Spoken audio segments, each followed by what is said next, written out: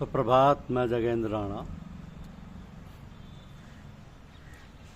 पंच तत्व निर्मित देह, पंच तत्व निर्मित देह, यह हमारी आज की आध्यात्मिक चर्चा का विषय।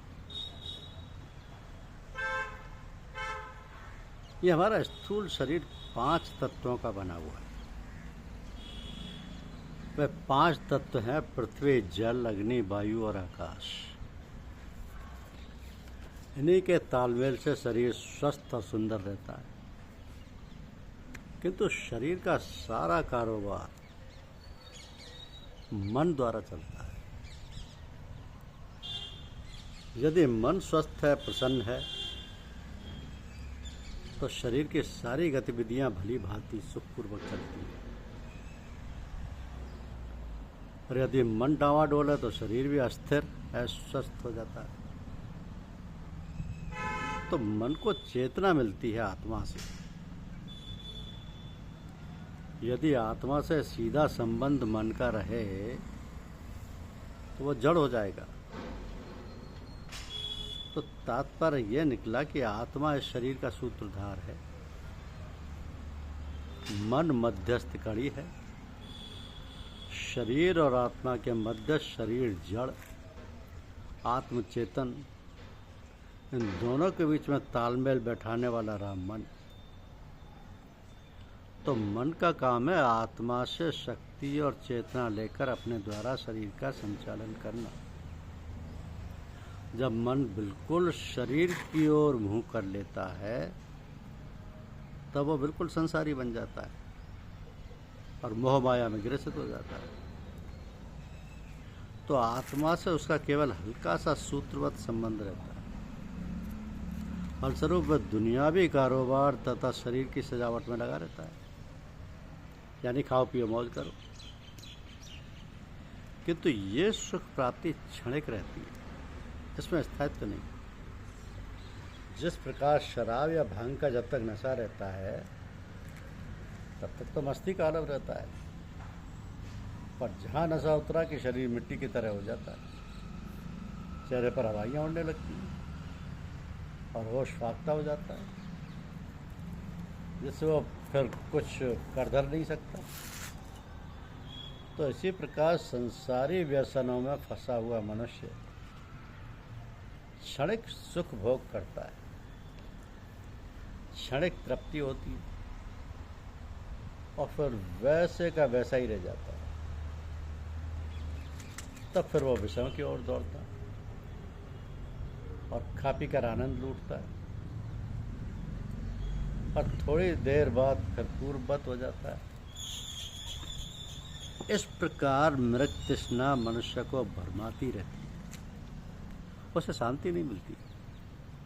तो वो फड़फड़ाता है, सोचता है, विचारता है कि ऐसा क्यों, इसमें टिकाव नहीं, स्थिरता नहीं। इस प्रकार धीरे धीरे शरीर भी शिथिल हो जाता है।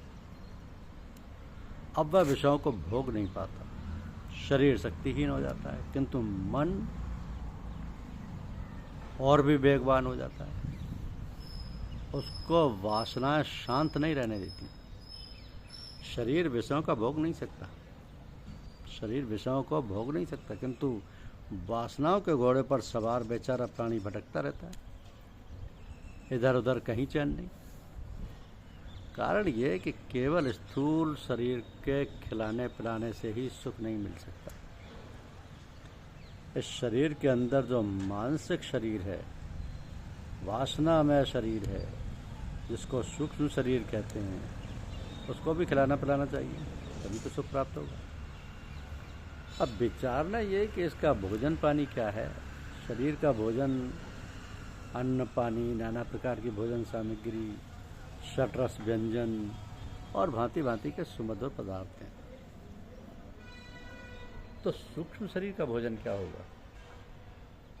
जब मनुष्य सोता है, शरीर निद्राग्रस्त हो जाता है, निश्चेत हो जाता है। निद्राग्रस्त होने पर नाना प्रकार के स्वप्न देखता है, दौड़ता है, खेलता है, खाता है, पीता है, सभी काम करता है, किंतु स्थूल शरीर से कोई मतलब नहीं रहता।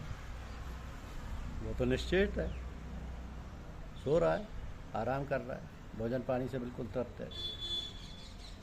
इसी प्रकार सूक्ष्म शरीर का भोजन पानी है भगवत आराधना। जब मन आत्मोन्मुखी होता है तो उसे चेतना मिलती है, आनंद मिलता है, शांति मिलती है, दया व करुणा का स्रोत खुल जाता है और वह किसी विषय की जरूरत ही नहीं। जागृत अवस्था में स्थूल शरीर में विषयों से लग लिपट कर जो आनंद ले रहे थे वो तब निरर्थक हो गया। यहाँ तो केवल वासनाओं का ही बोलबाला है, विषय छूट गए। वासनाओं के घेरे में पड़कर मन इधर उधर भटक रहा है, विषय छूट गए, वासनाओं में ही रस रम रहा है, मगर वहाँ भी अस्थिरता है, वहाँ भी अस्थिरता है, अतृप्ति है और क्षणिक विषयानंद भी है। वह भोग है तो सूक्ष्म, किंतु स्थायित्व उसमें भी नहीं। इसलिए मानव उपासना करता है, भजन पूजन करता है, ध्यान लगाता है, तब उसे शांति मिलती है और स्थिरता आ जाती है। इसलिए तो कहा है कि जब रात भी गाफिल होती है और सारी दुनिया सोती है तब मैं ही अकेला होता हूँ और यार की महफिल होती है। तो जब मन सुसुप्ति अवस्था में पहुँच जाता है और वासनाएं खत्म हो जाती हैं तो स्वप्न दिखना बंद हो जाता है, गहरी नींद में गोते खाने लगता है, एक मस्ती का आलम छा जाता है, बेसुधी हो जाती है और समाधि लग जाती है। वहाँ विषय है न वासना है, केवल आनंद ही आनंद। इसी आनंद की तलाश में मनुष्य शराब पीता है और सुख का क्षणिक स्वाद पाता है, किंतु जब उसका विवेक जागता है तब वह आनंद की खोज करता है और उसे प्राप्त करता है। असल में जीवात्मा परमात्मा का अंश है। परमात्मा आनंद स्वरूप, शांति स्वरूप है, जीवात्मा उसका अंश है और उससे अलग भी। इसलिए आनंद की, शांति की उसे खोज थी, क्योंकि वो उसी का अंश है। जैसे मछली बिना पानी के नहीं जी सकती, शरीर बिना भोजन के पानी के नहीं रह सकता, इसी प्रकार जीवात्मा बगैर शांति के नहीं रह सकती। उसकी असली खुराक तो आनंद ही है। वो सारे विषयों में, सारी वासना में उसी आनंद की खोज में भटक रहा था। जब वो आनंद लोक में गया तब उसे शांति मिल गई, आनंद मिला। अब ना विषयों की तलब है, ना वासना की इच्छा रही, अब तो तृप्त हो गया, मुक्त हो गया, आनंद मग्न हो गया, सब कुछ पा गया। तो तात्पर्य ये निकला कि स्थूल शरीर बिना सूक्ष्म और कारण शरीर के निरर्थक है। जब मृत्यु होती है, कारण और सूक्ष्म शरीर निकल जाते हैं, प्राण रहित स्थूल देह रह जाता है तो बेकार हो जाता है, सड़ने लगता है, दुर्गंध आने लगती है, तब वो निरर्थक हो जाता है और खा पी कर मौज उड़ाने लायक नहीं रहता।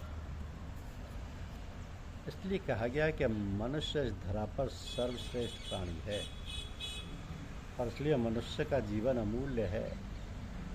अमूल्य इस कारण से है कि जिन देवताओं की शक्ति और सामर्थ्य सुनकर हम उनके जीवन के सामने अपने जीवन को हीन और निकृष्ट मानते हैं, उन देवताओं को भी कुछ समय तक सुख भोग और ऐश्वर्य प्राप्त करने के बाद